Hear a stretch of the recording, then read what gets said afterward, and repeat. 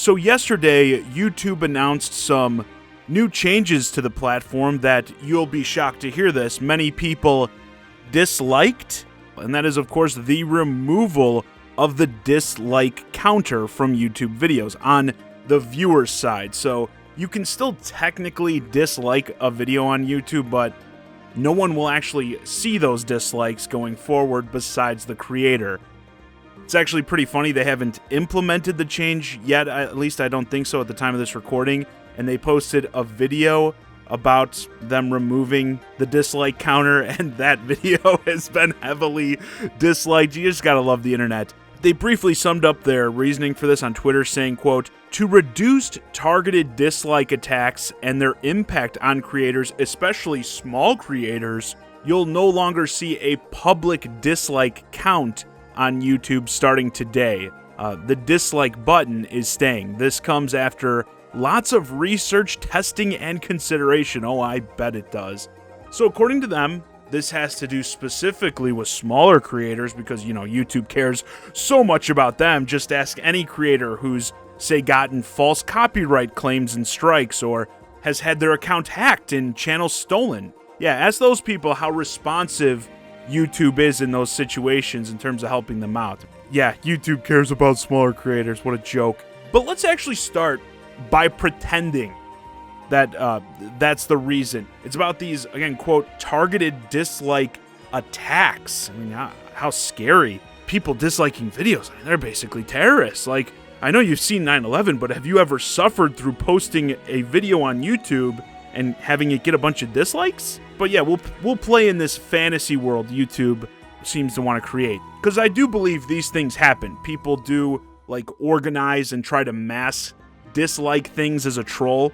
Somehow these victims manage to survive having their videos disliked. I'd actually say the flagging, content and copyright flagging, is a much bigger problem because, people can similarly try to get your videos flagged, and that can actually have a real negative impact on your channel. It's kind of funny that we're not focusing on stuff like that instead of people getting their feelings hurt by dislikes. Because dislikes also, they help your video still in terms of engagement. They count as people interacting with the video, and even if you're getting a bunch of dislikes, that can still boost it up in the rankings. But again, let's pretend these dislike attacks are the reason. Couldn't you just implement this and make it optional? I mean, you already have the option to toggle likes and dislikes as well as comments on or off. So you could just make displaying dislikes an option. That way, all these bitches that can't handle seeing anything negative can only show the likes, and people who aren't afraid of criticism can show both. That just seems so obvious, so easy. So why not do it? Well, it's because this isn't really about creators at all, is it? I don't even think the bigger YouTubers are actually the focus here, at least people who would consider themselves straight YouTubers. I think this has much more to do with big brands and corporations. These are the ones who have proven over the years to have actual pull with YouTube. When, these big companies say jump, YouTube says how high. And they're both, in a sense, creators in that they post videos on YouTube, but they're also, more importantly, the ones actually buying ads on YouTube as well.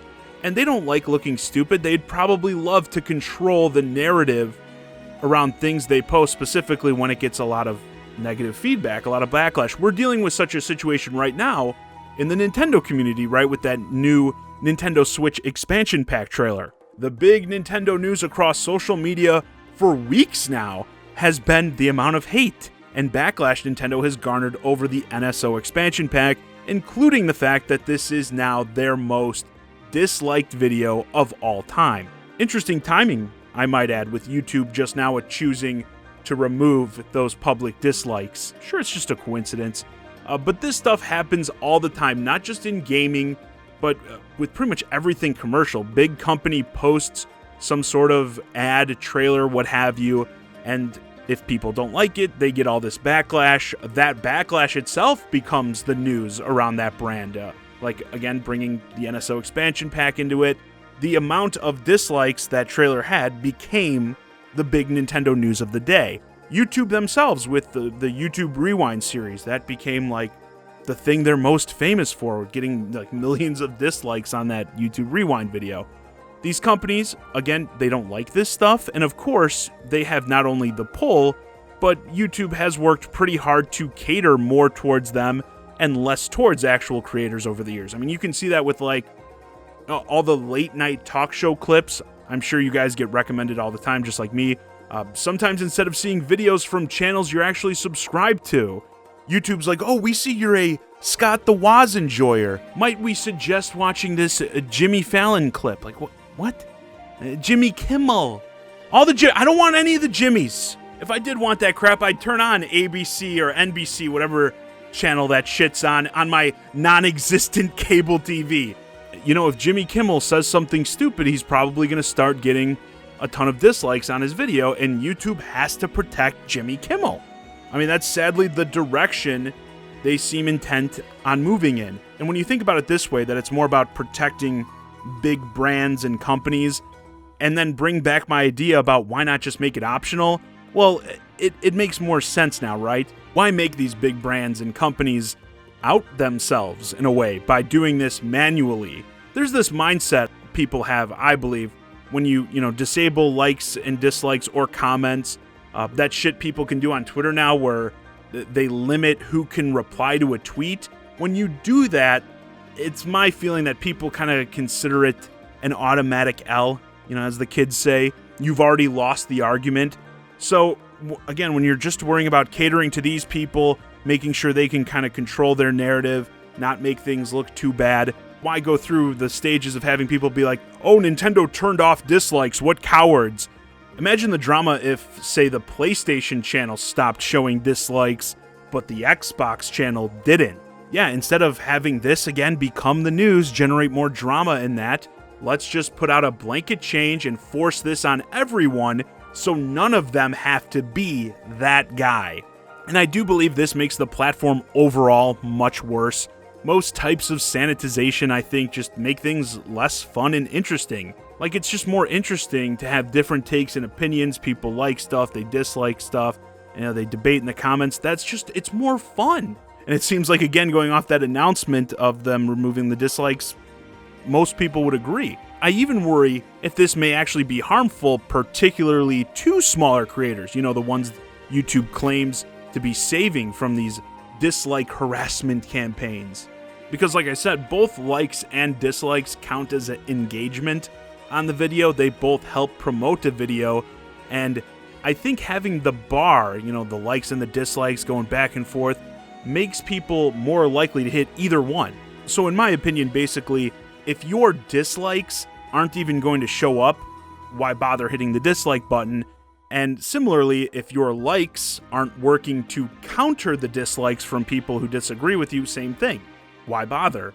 So in that way, I think this may actually directly hurt smaller creators, people who don't have a lot of subscribers, who don't get their content promoted, make it harder for them to get their videos seen. I also think dislikes work well in determining clickbait. I've talked about this, I think, in the past. And I mean real clickbait, like before people called every eye-catching title and thumbnail clickbait. Like the stuff that is actually deceptive. I would say you have the title, Spider-Man No Way Home leaked footage.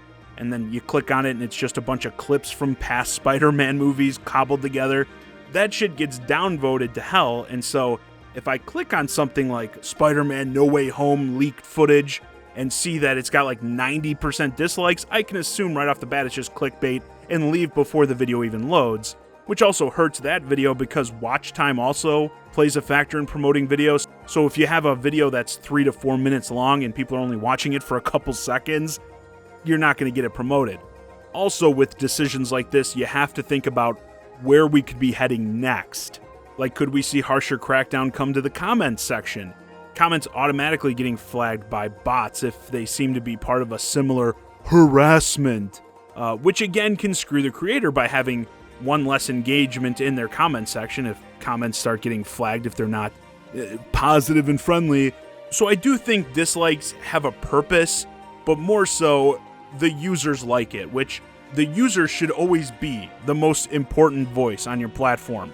And I also want to say before I close, people will find a way around this. Like, I can already see how On Twitter, people will make a tweet saying, like this comment if you think this, or do those stupid like and retweet polls, even though Twitter has an actual poll feature. They'll be like, oh, retweet for this, like for this. Well, I think you're going to see similar comments on YouTube that say something to the tune of, like this comment if you dislike the video, and that way, if the video is something people disagree with, people can like and boost those types of comments to the top, which I can already even see further. There's going to be issues with multiple people doing this type of stuff and potentially flooding the top comment spots with stuff like that. But I do believe you'll start to see stuff like that pretty much immediately. As someone who is starting to get a little older, I will say these internet kids, they're smart and they really like talking shit. They'll always find a way.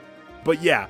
Anyway, with that, this video's a wrap. Like I said, I think this is all about protecting big brands and companies, not at all to do really with, I would say, actual YouTube creators of any size.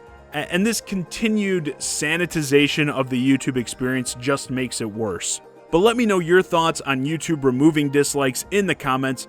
Are you for this for some reason? Should it at least be optional? And do you think it makes the YouTube experience less fun and engaging? As always, I'm the Shy Guy, Johnny Zakari, and thanks for watching.